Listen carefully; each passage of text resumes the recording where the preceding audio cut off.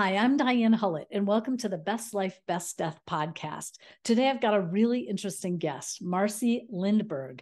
And Marcy works with Stardust Memorials, and she's going to tell us all about that. So, welcome, Marcy. Thanks for having me. I reached out to Marcy because another guest, actually, Beyond Forest, Jamie, said, "Oh, you've got to check out this amazing company in Traverse City, Michigan that makes absolutely incredible urns and all kinds of other stuff." So I reached out to Stardust, and Marcy was nice enough to agree to chat with me today. Tell us, how did Stardust Memorials get started? What's your role with the company? That kind of thing. Right. So I'm a co-owner, and the story starts with my co-owner, who also happens to be my husband. And he's really the start of the whole thing. And I would say it's like a lot of business stories. It's a lot of different things coming together at once. So his background is e-commerce and supporting online stores. He does that in his other, a hat in his other job. And at the same time, his grandmother passed away, and his grandmother had very specific ideas that she wanted to be buried in a cigar box. And so they started with that with the funeral home. They got this cigar box and they had her put ashes put in it. And his dad felt really uncomfortable with this. And he ended up saying, well, I'm going to go look for something else. And so he's shopping online, essentially trying to find this alternative to a cigar box while still honoring what his mother really wanted. So kind of all these forces come together, a background in e-commerce and thinking, hey, what is this? His dad struggles with finding the right thing, and what do people really want these days? Right. And kind of what's out there and what can you get through the local funeral home. But Right. knowing this background of e-commerce, like, wait, there's a whole world of possibilities. Right. And then if you go and look at things, which is of course where my husband would start, you look at something like Amazon, and this is now more 10, 15 years ago. Amazon didn't have any urns online. Now I have to say they do, but at the time, that just wasn't something that one could easily find. So kind of all these things came together for him to start the company and see if we could be an online retailer of cremation urns and other memorial type products. Well, that's what I was really struck by when I looked at your website. I mean, it's urns, and it's clear that you have a huge piece of urns, but you also have incredible like urns for pets and a whole range of urn products. And then you have jewelry, and there were pages of jewelry. So I want to talk about both those things. Let's talk about the urns and the jewelry and the other pieces. Sure.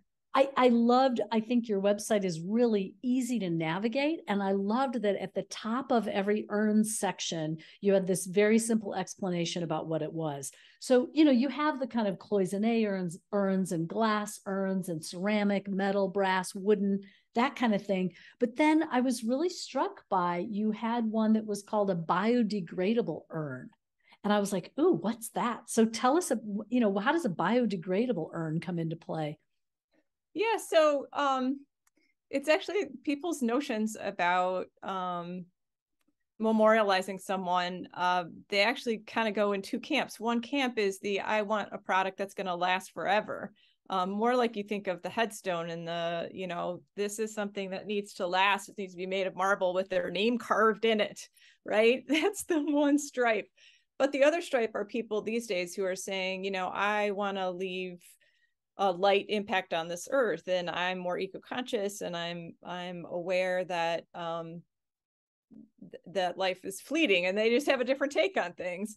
And so I think the biodegradable movement is really kind of what's called the green burial movement, is one that's saying we can do this differently. We can reinvent how we memorialize someone and how we disperse of their ashes. And you don't just have to shake this out. Even if you decide on ashes, you don't have to just like shake them out on the ground.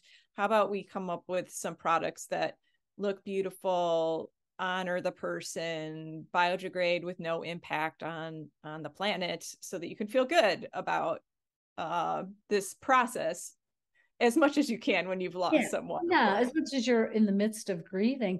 How does that work? Like, I know ashes themselves, like if you put ashes on a bush or you put ashes in the ground and then put a bush on top of it, the bush is not necessarily happy, right? Because of the chemical composition of ashes.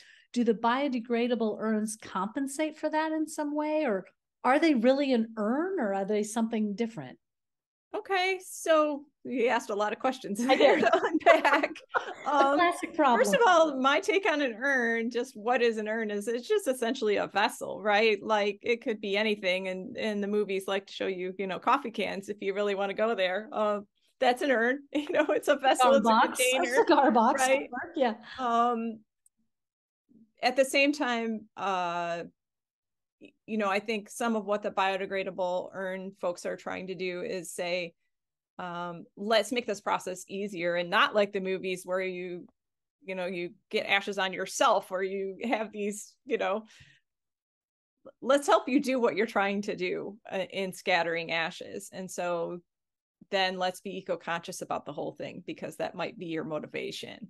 In terms of the what are ashes and its impact on the earth, it's kind of funny. It's a little pet peeve of mine, actually. There's quite a lot of social media and energy to this idea that you become a tree. You'll hear this idea that people want to become a tree. When they pass away, that's what they're looking for. But ashes, now you might become a tree if you were buried in the ground as is. But if your ashes, not to put too fine a point on it, is essentially bone material. That's what it is. So it's not going to benefit a tree or a shrub or anything else. It has very trace amount of chemicals and minerals in it. It's really just the idea of, for me, a memorial place. So if you have a beautiful tree by it or a lilac bush, then you bury these ashes next to it or near it. That's a place to look to, of where that you have a place to remember that person. But there's definitely some folks out there that are still trying to go with this idea that people like, that they'll become a tree. But that's right. Not really. It's kind of like a misrepresentation of how the process actually works with dirt and bone bits. Yeah. You have to sometimes think about the science of the whole thing. Now, my favorite products, honestly, of the biodegradable products that we carry, are the ones that are designed to help you scatter over water. And again, I'm here in Traverse City. We have a beautiful, beautiful lakes all around us. And a lot of people up here would love to have their ashes scattered on the lake. But anyone who's ever tried to do this without a biodegradable or just any kind of helpful product knows that scattering ashes from a boat is challenging. You have rocking waves. You maybe have your grandma who's trying to scatter grandpa, and she's not steady on her feet, and who's holding on to her while she's trying to scatter him over the side. And it's kind of a tough process, really. The wind, you got to pay attention to the wind, and where's the wind on the lakes, and lakes are windy places. And so what I love about some of the products, not quite as elegant as you picture. Yeah. So like the Journey is one of our most popular urns, and it's just sort of a paper container, or that's the easiest. It's a pretty paper container. It allows you to lay that on the water. It floats a little bit. You can throw flower petals, which is what we always suggest. Get some roses, pull apart a rose and with pretty colored flower petals, put it out there, let it float. The water takes it away. It eventually will sink, to get it waterlogged and sink. So like, I love that product because you avoid all of these challenges of you just pouring ashes over the side. Right. Now, is that a product where it's like, that the person buys the Journey and then they put the ashes into it and set it afloat? Or is it something that Stardust Memorials incorporates the ashes into the paper product? No, we actually don't carry any products where we're handling your ashes. Got it. Yeah. So really, you could have the funeral, if you're working with a funeral home, the funeral home can put the ashes in that container for you. You also have the fact that it actually, your ashes, most people don't know this, but your ashes are generally inside a bag and then inside the container. So even if you bought a brass urn from a funeral home or any product from a funeral home, if you opened it up and looked inside, there's still a bag, and in the bag are the ashes. So generally speaking, you're transferring these ashes from the bag that you were given, or from you're asking the funeral directors to do it for you, and then you just place that inside this container. So what I love too about your products, I mean, I was just amazed to see you have like 23,000 5-star reviews. I mean, people are very pleased with your products. And a question I would have ordering an urn online is like, how am I going to know this is a nice quality? How am I going to know it feels right? But 23,000 5-star reviews, I'd say people are happy with your products. yes, I think we knew that was a challenge right out of the gate. I mean, I think all people that sell online really have to ponder that. But I think we have an added challenge in that people don't know these products. And that's just a challenge across the board for the company. People don't buy these regularly. This isn't like buying a pair of shoes where you say, I like Nike and I like laces, or I like blue. They come to the site with absolutely zero knowledge other than a vague idea in their head of what an urn looks like. And that maybe is what they're looking for. Yeah. So we have this added challenge of saying, how can we depict them with photos? How can we describe them? How can we educate them a little bit of how do I know what size to buy? Like, they come in sizes and I didn't expect that. Right. Right. We've really thought a lot about this and trying to help people, especially under stress, be able to navigate that and say, am I buying the right thing? Is this going to do what I want it to do? Do I want it to last or not last? Do I really want a biodegradable thing that's going to, to fall apart? That's the idea of it, right? Or do I want something made of marble with my name carved in it? And how long will that last? So what I love is you're, as I said, I feel like your website really lays that out. And when I hear you talk about it, it's almost like you've worked to have your website be an educational tool so that people really can learn from it and educate themselves as they're reading it. And you literally have like urns by materials, urns by size, urns by collections or styles. And I just think it gives people so many like ways to integrate their thinking about it as they're thinking about both what their loved one wanted or what they want for this remains that they're holding.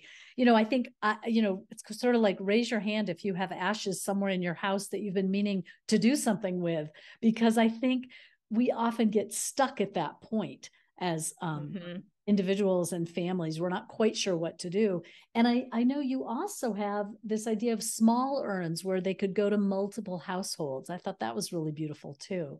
So I love this idea of how do we educate ourselves while we learn about these products so we can figure out the right choice. Yep, definitely. That's definitely one of our goals with the site. And we also try to push the call us, email us. Don't be afraid to do that. I mean, again, I think whether you're LO Bean or whoever, you're trying to get people to communicate with you, but we really try again to say, hey, we're here and we take these questions all the time, and we're not thrown by anything that you can bring up. And we've probably heard this question before, so don't be afraid to just give us a call. We're not, we don't have any, we're not trying to be a funeral director or a family member or whatever. We're just there to give you the information. And so I think people appreciate that service too. I think so too. And that customer service is probably part of your enormous customer satisfaction. Tell us a little bit about also the cremation jewelry, because I was very intrigued by that. And I'll just describe it for listeners. Like when I went on the website, first of all, there are pages and pages and pages. And again, it's beautifully sorted out by, are you looking for a particular image? Are you looking for a particular style? Here's a few of the popular ones. Here's a few of the unusual ones. But basically, they're little tiny vials, and a part of the necklace kind of screws. So you put a little bit of ashes in, and then you screw the top of the necklace back on. So if you were wearing it, virtually no one could necessarily tell what it was. And yet it's this little vessel for ashes. I thought that was really remarkable. How did that get started? Actually, all credit to people's ingenuity. I believe it was a company called Madeline, and we carry their products. And again, they predate us, but probably around the same time, maybe 2000s is maybe when she started that. And I think she just got requests for things like lockets and, people put their little photos in their lockets, but then they were like, well, isn't there some way we could put ashes in this? And she's the one who started it. And obviously other people, once you get a good idea, other people start making it too. And so it's really taken off. It's really quite popular. And like you say, I think we talk a lot about, if you have, let's just say, a little heart-shaped necklace that has some ashes in it, maybe you wear it for your mother's birthday, or you wear it to a family reunion, or you wear it on the day that she passed away, or maybe you wear it every day.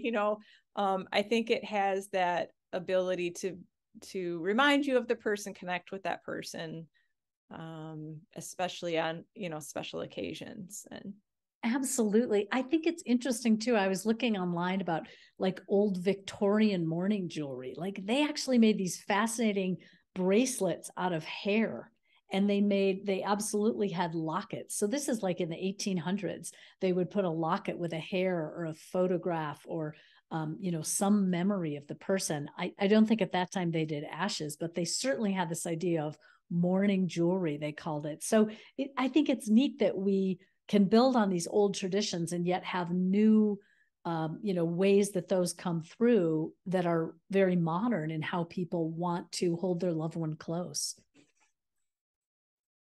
Yeah, I think this mini urns that you talked about, we call keepsake urns, are a similar phenomenon that, you just have this small memento that has ashes inside it. We carry another product called a tea light urn or a candle urn, which is one of my favorites too, that it's a small little piece. You can put ashes in it, but it has a candle. So you could light the candle in their memory along with the piece. So yeah, people are always creative and inventive. I love that. What have you noticed about, how has the after death care world and options changed? Well, part of what's happened is that there was a point in time that the funeral industry really controlled this process, I guess is what I would say, this memorialization process. And so your choices of everything from caskets to urns and what you could do with things was there were parameters or within which people operated and made choices. And of course the internet came along, and that's affected every industry, including theirs. And so I think what you've seen just is that almost an explosion, like in our case, having we have about 1,000 products. We have some other competitors who carry more than that product line. So the idea that instead of having a selection of, a wood urn that looks like a little box and a metal urn with this design, and maybe you got to see 12 choices at the funeral home because that's the way that they handled it, you now have hundreds and hundreds and hundreds of choices. And it's like cereal or anything else, right? We have hundreds of choices of now. Even your Cheerios you can get in 5 different kinds. So that's both wonderful and challenging, I think, for people, because it's wonderful that maybe you could find the perfect urn with a rose on it because your mother loved roses and put her name on it, and it's made of marble or whatever whatever you had in your mind, because those choices are available to you. But at the same time, I think it can be paralyzing to some families when they have to make choices to say, oh my gosh, I'm overwhelmed with this. I thought we would just get an urn and we would move on to other choices. Right. And we'd be done. Right. It strikes me as it is potentially then a powerful part of pre-planning, right? If you know that you are at the end of your life, maybe it's powerful to have these conversations, or choosing something be a part of a broader family conversation, if people can find a way to be open to that, because it could be really powerful to say, I really love this one and I can imagine it in your home or in your garden. Yeah. I always think about that. The power of pre-planning, when people are willing to face their mortality, has a big impact on the stress on family and friends who have to make those decisions, sometimes with very little guidance.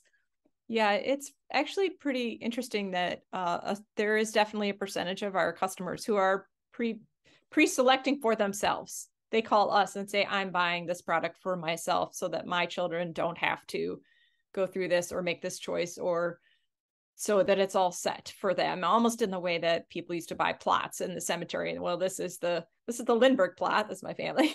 There's the Lindberg plot. So you don't have to think about it. And it's all those spots are there for you. And I think we also often hear from people pre-planning because, say, their spouse had passed previously or a different family member, and the process was so awful for everyone involved that they're trying to set it up and relieve that in advance. And we sometimes even have, husband and wives, they pick theirs out together and they order them. And you have some beautiful things that are companionship urns. Yeah. You call them a little 2-piece urn that goes together. I thought that was incredibly beautiful. Yeah. Well, it is interesting how, I feel like some people think that that's overly controlling. And I've actually come to see it as quite loving, right? As opposed to like, it isn't so much out of a place of, I have to tell you exactly where this is going to go. It's more like, let me help you with the complexity of what's going to happen after I die. So different people have different attitudes about it, but I think it's really a loving thing to help make that choice. As someone who's gone through a loss myself, my father passed away, he didn't leave any instructions of any kind. And I think that when you're in that situation, you're sort of always second guessing yourself. Is this what he would have wanted? And should I have picked this? And, is this the poem I should have shared? Would he have liked that? You second guess yourself. So I guess what I'd say to people like that is, it's actually nice to know, even maybe if they don't have to buy it necessarily, but even say, this is one that I liked. So you have something to go on to say they liked this poem, or they like this urn, or they, want something that's outside, or they want to be on the lake, any instructions at all, I would just say, I think is helpful to those that need to plan a service or make arrangements. What would they have wanted? Yeah, absolutely. What do you wish people knew about what offerings existed? As you said, it used to be go to the funeral home and have 12 things to choose from. Now there's so much more. What is helpful for people to know? I guess one thing is the variety, as you mentioned, that there is such a variety these days, and we probably can you probably can find something that really is unique to you and expresses your personality and your wishes more than you might think. That if you like butterflies, or if you like the beach, or your favorite color is purple, there's probably an urn that can capture some of those parts of your personality. I think that people like that, they like, just like you like picking out your clothes or your pillows in your house or something. It's kind of cool that the personalization aspect is there and available, and can be comforting, I guess, is what I would say. The other piece is just that, again, the knowledge piece. I would love it if people kind of got over the gut level, that this is a taboo topic still. I know that's partly what your podcast is about, is trying to help people overcome that. We can't talk about these death things and life things, and just go take a look, look at some products just to get a feel for what's out there, so that when you are in the tough spot of having to make choices, it's not quite as overwhelming to people. I would just encourage them, like, go look at some urns, what the heck, and talk to people who've made their choices. And I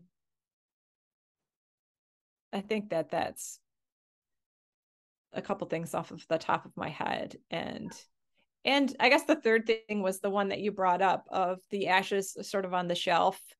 This is just an interesting, COVID phenomenon story, but during the pandemic, when people got the money from the government and had more funds available, we had an uptick in purchases, like a lot of online.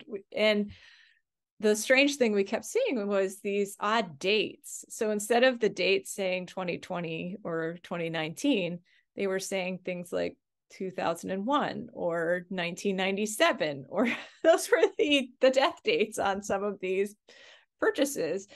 And we realized that what was happening was that people finally had the money to take that thing off the shelf and do what they always meant to do, which was pick out an urn and get it engraved and deal with their loved one properly. And they finally had the ability to do it. And I just would encourage people to do that it's like a weight on your shoulders when it's just sitting on the shelf and you're not dealing with it. And I think everyone that we talked to during that time who had used the money for that just felt relieved. And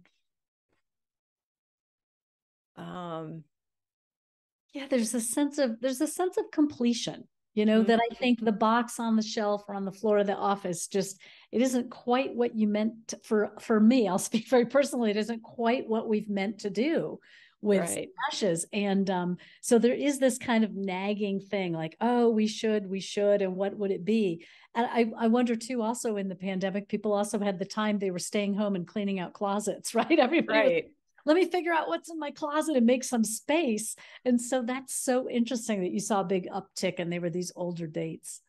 Well, thank you so much, Marcy. I just think this is really informative, thinking about what choices we have, what variety is out there. I love your idea of like knowledge, just gain some knowledge, get some curiosity. It can feel taboo until we step towards it. And then it can actually be really an interesting thing to learn about. So I appreciate your time, Marcy. And you can learn more about Stardust Memorials at stardust-memorials with an S.com. How did you get the name Stardust Memorials? That goes back to my husband again, too. He's going to have to get the credit. I don't know. He likes the cosmos. He likes astronomy and things like that. And that idea that we're all stardust, I think, is where that came from. Beautiful. I love it. Well, you can find out more about Stardust Memorials, and you can find out more about the work I do at bestlifebestdeath.com. Thanks again, Marcy, for joining me today. Yeah, thanks for having me.